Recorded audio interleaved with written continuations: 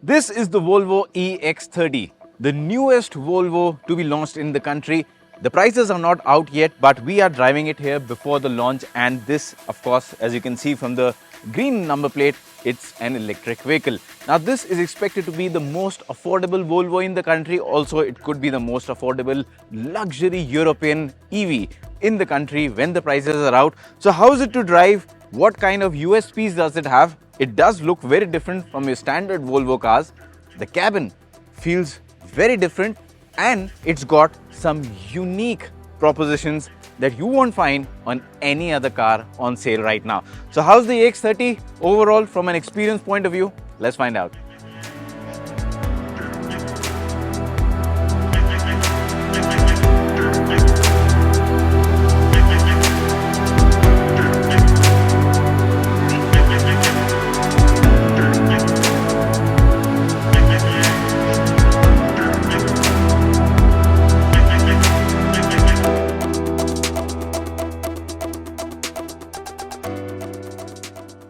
Now, talking of the design of the EX30, as you can see, it's got a very sharp and edgy design, and that gives it not just a good road presence, but also a very nice futuristic look. Being an EV, the front is completely shut off, and then you've got these sleek looking headlamps with this very nice looking smart LED pattern here.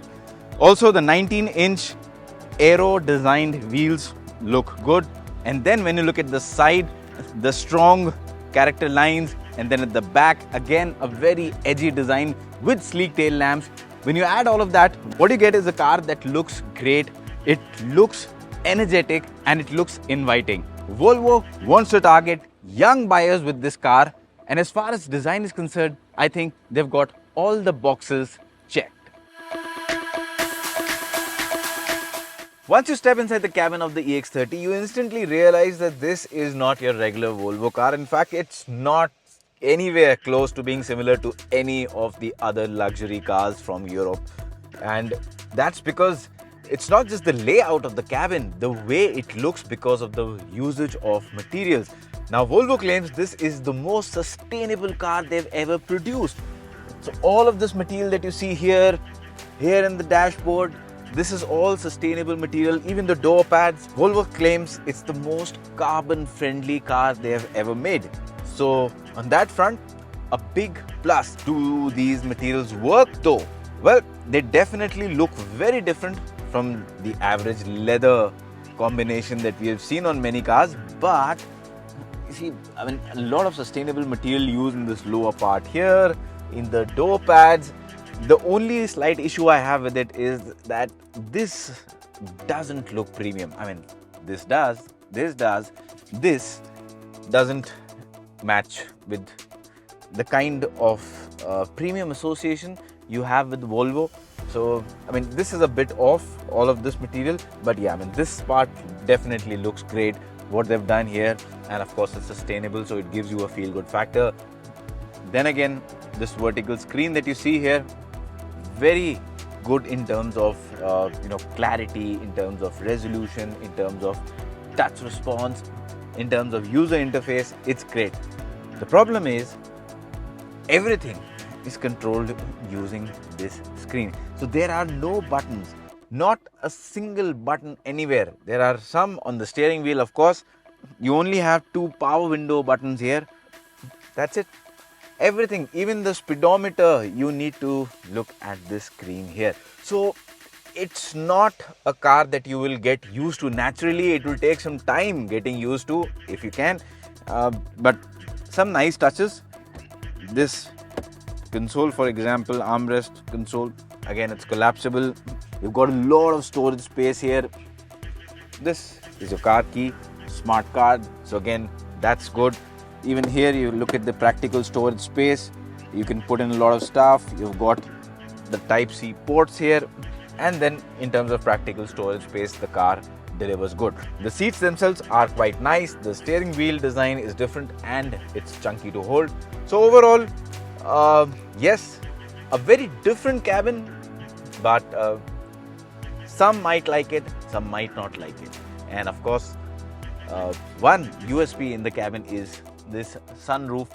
It's a brilliant, it goes from 1 from the starting point right up till the back, gives the car a nice airy feel. No curtains though, so yes, that can be a bit of an issue, but again, it's not a glass wherein you're directly getting all the sunlight in. It's dark from the outside, and it just adds the dash of premium flavor which you need in this car. Now let's talk about the rear seat of the EX30. Now it's a compact car, of course the smallest car that you can buy from Volvo in India, so the dimensions are small. Now I've got the driver's seat adjusted to my driving preference, and I'm 5 feet 8 inches for reference, and you can see I've got just about enough knee room. Leg room is just about okay. The seats are fine in terms of cushioning. The problem is the seats are too low, because of which me, despite being an average Indian height kind of a person, I'm not too tall, but still my knees are pointing upward, so basically I've got no under thigh support. The taller you are, this problem is only going to compound. So, I mean, in terms of comfort, rear seat comfort, this is not a car you'll buy for family purpose. It's mostly targeted at young individuals, so the kind of buyers Volvo is looking at, we don't know the prices yet, but it's expected to be the most affordable luxury EV in the country. So on that aspect, if you look at it, yes, if you're someone who's single or you're just a young couple with maybe young kids, this does the job. But if you're looking at it from a family perspective, of course, this seat and the space at the back is going to be an issue. In terms of headroom though, it's quite nice. You can see I've got a large amount of clearance in terms of headroom. The seat itself is quite comfortable in terms of backrest. The issue is with the lower part of the seat. So as long as you can live with this and the brilliant front, well, that's the EX30 for you. Alright, now let's talk about the most interesting part of this car, and that's the driving bit. Now let's get the hardware numbers out of the way first. This comes with a 69 kilowatt hour battery, a claimed range of 480 kilometers, and it has a very healthy 272 PS of power, 343 Newton meters of torque. But how do all these numbers translate into real driving experience? Well, to start with, in terms of acceleration, this car is seriously quick. All that horsepower number that you see on the paper, it translates into very good acceleration. Being an electric means it's got all the torque deployed right from the word go, and as a result of that, you get very strong surge of acceleration from the start. Even when you're driving, your rolling acceleration is good, and that means you can hit triple digit speeds, high triple digit speeds with ease, and the car can sustain those speeds. In terms of the dynamics, the good thing I want to report is that this is a rear wheel drive car, which means it is engaging to drive when you're really pushing it around corners. It's got good handling. The suspension tuning is kind of neutral, so it's a bit on the firm side because of course there's the heavy battery pack in the lower part of the chassis, but still it's a comfortable suspension when you're going over surface undulations, bad roads, patches, or even those expansion joints on the flyovers. The suspension sort of irons it out. The only thing is that at low speeds it can get a bit bumpy, but once you gain some momentum, the suspension really shines and does its job very well. In terms of handling also, the car is pretty nice. It doesn't mind going around corners at a rapid pace. Tires have a good grip. The torsional rigidity from the chassis, you can feel that it is a stable car, and as a result of that, it's a car that you can enjoy driving. In terms of range, well, the company claims 482 kilometers of range as per our driving, whatever I've seen. Realistically, if you're driving it regularly and not really pushing it hard, you should be able to get about 380 kilometers on a single charge. If you drive efficiently, you might even get closer to 400. So that's a good range. Should cover most of the driving requirements that we see for people, and you can still do your intercity travels. So yes, in terms of driving, I think this car really scores well. And at the end of the day, the main question, who should buy this car? Well, if you are someone who's looking out for a compact luxury car, you might be someone who's just stepping your foot into the luxury space, or you might be someone who's looking for a second or a third or a fourth car.